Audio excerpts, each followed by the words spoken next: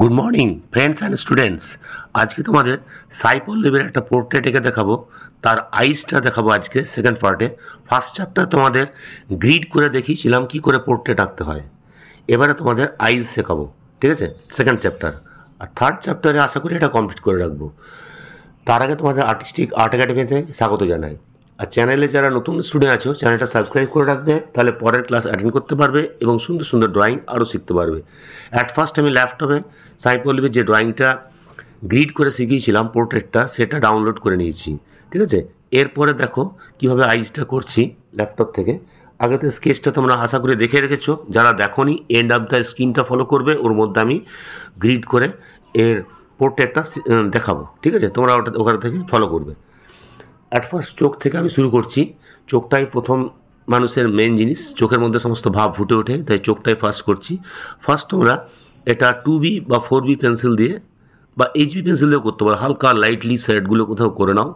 যে জায়গাগুলো হালকা আছে, যে জায়গাগুলো তোমার স্পট আছে, হোয়াইট স্পট, এগুলো একটু ছেড়ে রাখলেই ভালো হয়, কারণ ইরেজার দিয়ে মুছলেও অতটা ব্রাইটনেস আসে না, ঠিক আছে। আমি ধীরে ধীরেই দেখাচ্ছি, তোমরা ইজিলি করতে পারবে। প্রথমে হালকা হালকা শ্যাডোগুলো করে নাও। হোয়াইট ডিমির মধ্যে যেসব শ্যাডো আছে সেগুলো, যে জায়গায় তোমার লাইন আছে শ্যাডোগুলো, সেই জায়গাগুলো করে নাও। মানে হোয়াইট পোর্শনের পরে ডিপ হয়ে গেলে সেটা ক্লিয়ার করা যাবে না, হ্যাঁ, ওই জন্য এটা হালকা পেন্সিল দিয়ে প্রথমে আমি শ্যাডোগুলো করে নিচ্ছি। এটাকে তোমরা ইয়ারবাড দিয়ে বা নতুন যদি স্ট্যাম্প ব্লেন্ডার হয় সেটা দিয়ে মিশিয়ে দিতে পারো, কারণ একটু কালো হয়ে গেলে এটা হোয়াইটনেসটা চলে যাবে, তাই আমি ফ্রেশ এয়ারবাড দিয়ে এটা মিটিয়ে দিলাম। তবে যে জায়গাগুলো তোমার একটু হোয়াইটনেস আছে সেগুলো জিরো ইরেজার দিয়ে মুছে দিতে পারো। যাদের জিরো ইরেজার নেই তারা অপসরা নন ডাস্ট ইরেজারকে তোমার ব্লেড দিয়ে একটু কেটে পয়েন্ট করে সেটা দিয়েও মেটাতে পারো, ঠিক আছে। আবার স্ট্যাম্প ব্লেন্ডার দিয়ে যেগুলো একটু কালো আছে সেগুলো তুমি এই পেন্সিল দিয়ে শ্যাডোগুলো একবারে করে দিতে পারো, পেন্সিল ইউজের দরকার নেই। জাস্ট যে শ্যাডো পোর্শন তোমার স্ট্যাম্প ব্লেন্ডারটা যে কালো হয়ে গেছে, সেই কালো পোর্শন দিয়ে শেডগুলো ন্যাচারালি খুব ধীরে ধীরে হয়ে যাবে, খুব ডার্ক হবে না এবং পেন্সিলের স্ট্রোকটাও থাকবে না। তাই ব্লেন্ডার দিয়ে হালকাভাবে এটাকে টেনে নাও যে জায়গাগুলো আছে, তাহলে জিনিসটা রিয়েলিস্টিক হয়ে উঠবে, ঠিক আছে। যে জায়গাগুলো শ্যাডো আছে আমি দেখো তোমাদের ব্লেন্ডার দিয়েই শুধু লাইট করে ঠিক জায়গা দিয়ে দিলাম। আইব্রো সমস্ত জায়গাগুলো তোমার অ্যাট ফার্স্ট আমি শুধু ব্লেন্ডারের নোংরাটা দিয়ে ঘষলাম। এরপরে আমি আবার 2B দিয়ে যে জায়গাগুলো একটু ডার্ক আছে সেগুলো ডার্ক করছি। ডার্ক পেন্সিল একদম ইউজ করবে না, খুব জোর যেতে পারো 4Bতে, তার উপরে যাবে না। এটা আমি নর্মাল পেন্সিল দিয়ে করছি, ঠিক আছে। ঠিক জায়গায় পেন্সিল পয়েন্ট এবং শার্প করে নেবে, তাহলে জিনিসটা ঠিক জায়গায় করতে পারবে। এবং কর্নিয়াগুলো ঠিক সরু জায়গায় লাইন দিতে হবে, যেখানে হোয়াইট ছেড়ে আছে হোয়াইট ছেড়ে রাখার চেষ্টা করবে। যখন ছাড়তে পারবে না তখন এটা ইরেজার দিয়ে মেটাবে। চেষ্টা করবে সবসময় হোয়াইটনেসটা ছেড়ে রাখার, কারণ পেপারের হোয়াইটটা ইরেজার মুছে কিছুতেই হবে না, ঠিক আছে। এবং ব্লেন্ডার দিয়ে ঠিক জায়গায় মেশাবে। যে জায়গাগুলো মিক্সিং বেশি আছে সেগুলো ব্লেন্ড করবে, এবং যেগুলো বেশি ডিপ আছে সেগুলো ব্লেন্ডার ইউজ করবে না, তাহলে ডিপটা অফ হয়ে যাবে, ঠিক আছে। দেখো চোখের যে জায়গা পড়ছে না, আমি হালকা পেন্সিল দিয়েই করছি। দেখো ডার্ক পেন্সিল একদম ইউজ করিনি, লাইট দিয়েই পুরো কমপ্লিট করছি। 10B 4B বা 6B লাগবেই না, HB বা 2B খুব জোর যেখানে ডার্ক আছে 4B ইউজ করতে পারো।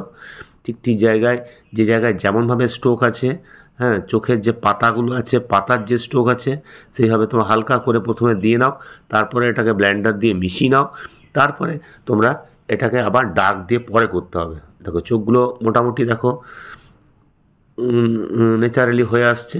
আইব্রোটা প্রথমে হালকা করে ডিপ করে নাও, যে জায়গাগুলো শ্যাডো আছে খুব ভালো করে তোমাকে জুম করে যে জায়গাগুলো ফলো করতে হবে, কোন জায়গায় ডিপ শেড কোন জায়গায় লাইট শেড, স্ট্রোকটা কোন দিক থেকে কোন দিকে আছে সব জিনিসগুলো দেখতে হবে। এবং হোয়াইট পোর্শন যেগুলো আমার রং ঢুকে গেছে সেগুলো জিরো ইরেজার দিয়ে আবার এগুলো মিটিয়ে দিচ্ছি। তারপরে এটাকে এবারে আমি 6B অথবা 10B দিয়ে এই ডার্ক পোর্শনগুলো করে দিচ্ছি, তাহলে তোমার চোখটা আরও ব্রাইটনেস হয়ে যাবে এবং রিয়েলিস্টিক হয়ে আসবে। আইব্রোগুলোও তাই, আইব্রোটা তোমার সেইভাবে স্ট্রোক টেনে লাইন দিয়ে তোমার করতে হবে। যেভাবে আইব্রোগুলো উঠেছে ঠিক সেইভাবে স্ট্রোকটা দেবে এবং ব্লেন্ডার দিয়ে মিশিয়ে দেবে, তাহলে একটু অফ হয়ে যাবে। তারপরে আবার এটা ডার্ক করে করতে হবে। মানে পিওর যদি শুধু লাইনটায় রেখে দাও তাহলে ওর নিচের যে আইব্রোর লাইনগুলো আছে সেইগুলো পাবে না, ওই জন্য এটা ব্লেন্ডার দিয়ে মিশিয়ে দিতে হবে, তারপরে আবার ডার্ক পেন্সিল দিয়ে করতে হবে।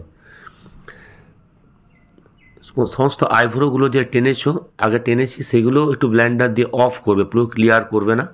দেখো আমাদের চোখটা মোটামুটি হয়ে গেছে, মাঝে ঠিক মিডল করে বিন্দিয়া দিয়ে দিলাম। নাকটাও একটু দেখিয়ে দিচ্ছি, দেখো নাকের শেডটাও হালকা হালকা কোন জায়গায় একটু ডিপ লাইট আছে। পেন্সিলটা একটু স্ল্যান্টিং করে শুইয়ে খুব লাইটলি করবে, ডিপ বেশি করবে না, তাহলে কালো হয়ে গেলে জিনিসটা সাউথ ইন্ডিয়ান অ্যাক্ট্রেস মানে সাউথ ইন্ডিয়ানই হয়ে যাবে, কিন্তু অ্যাক্ট্রেসটা তো কালো নয়, ফর্সাই, তাই তোমাকে ফর্সা জিনিসটা আনতে হবে।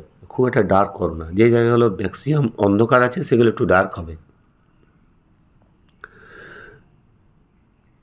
যে জায়গাগুলো করলে তুমি কপালের মধ্যে শ্যাডো দিয়েছো সেগুলো tissue paper, plane white fresh tissue paper দিয়ে মিশিয়ে দেবে, তাহলে পেন্সিলের লাইনগুলো অফ হয়ে যাবে এবং জিনিসটা পুরো স্কিন টোনটা আসবে।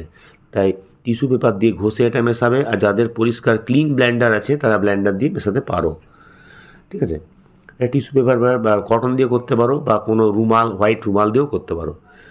যে জায়গাগুলো হোয়াইট লাইন আছে ইরেজার দিয়ে মুছে মুছে সেগুলো একটু ক্লিয়ার করে নাও, তাহলে জিনিসটা হোয়াইট জিনিসগুলো ক্লিয়ার হয়ে যাবে, যেগুলো শ্যাডোগুলো ঢুকে গেছে। কারণ টিস্যু পেপারটা তো খুবই বড় বড় জায়গায় কভার আপ করে নিচ্ছে, তাই কিছু কিছু জায়গা আমাদের ঢুকে যাচ্ছে, সেগুলো তোমাদের ইরেজার দিয়ে মিটিয়ে সেগুলো আমাদের ঠিক করে নিতে হবে, ঠিক আছে।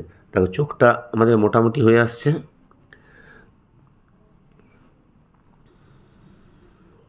এবং নিচের নাকের যেখানে তিল বা যা আছে সেগুলো পেন্সিল শেড দিয়ে করবে। নাকটাও প্রথমে হালকা হালকা শেড ব্লেন্ডার দিয়ে করে নিলাম যে জায়গাগুলো আছে, হ্যাঁ। তাহলে ব্লেন্ডারে কালো অংশ দিয়ে শ্যাডোটা হচ্ছে, বেশি ডার্ক হবে না এবং পেন্সিলের স্ট্রোক থাকবে না। তারপরে টিস্যু পেপার দিয়ে মিশিয়ে এটাকে আরও ব্লেন্ড করে দাও, যে জায়গাগুলো ডার্ক আছে সেগুলো আবার ব্লেন্ডার দিয়ে ইউজ করো, আরও ডার্ক হবে। এবং নাকের ফুটো বা নিচগুলো ওগুলো পেন্সিল দিয়ে আমি আবার করে নিচ্ছি, যেগুলো ব্লেন্ডার দিয়ে অত পয়েন্টেড বা শার্প জায়গা হবে না, ঠিক আছে, সেগুলো তোমার পেন্সিল দিয়ে করে নেবে। তারপরে এটাকে আবার টিস্যু পেপার দিয়ে ভালো করে মিশিয়ে দেবে।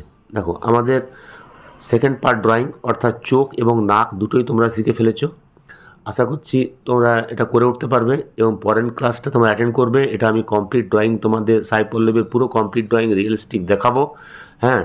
তোমরা যারা চ্যানেলে নতুন স্টুডেন্ট আছো, আবার বলে রাখি চ্যানেলটা লাইক এবং সাবস্ক্রাইব করে রাখবে, তাহলে পরের ক্লাসটা অ্যাটেন্ড করতে পারবে। এবং কোনো জায়গায় কোনো যদি অসুবিধা হয় আমাকে কমেন্ট বক্সে তোমরা লিখতে পারো, আমি তার উত্তর দেবো, তাহলে তোমরা আরও ইজিলি আরও ভালোভাবে সুন্দর শিখতে পারবে, ঠিক আছে। দেখো চোখটা আমার হয়ে গেল, জুম করে দেখিয়ে দিচ্ছি, দেখো ঠিক আছে, ঠিক ঠিক জায়গায় দেবে। এবং কিছু কিছু পোর্শন তোমরা হোয়াইটনার বা হোয়াইট পেনও ইউজ করতে পারো, আমি এগুলো পরে শেখাবো তোমাদের, এখন ওগুলো দিইনি, ঠিক আছে। আজকে ক্লাসটা তাহলে এই পার্টটা এখানেই রাখি, বাই। পরের ক্লাসে তোমাদের সঙ্গে আবার দেখা হবে।